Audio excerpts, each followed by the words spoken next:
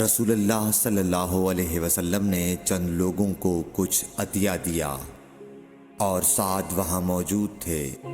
وہ کہتے ہیں کہ رسول اللہ صلی اللہ علیہ وسلم نے ان میں سے ایک شخص کو کچھ نہ دیا، حالانکہ وہ ان میں مجھے سب سے زیادہ پسند تھا۔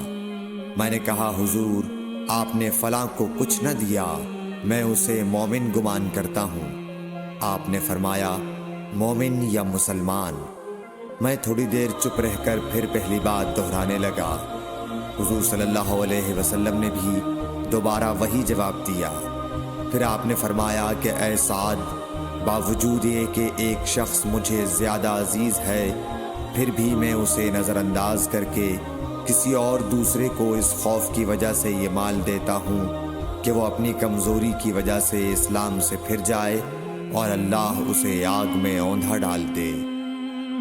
صحیح بخاری حدیث نمبر 27۔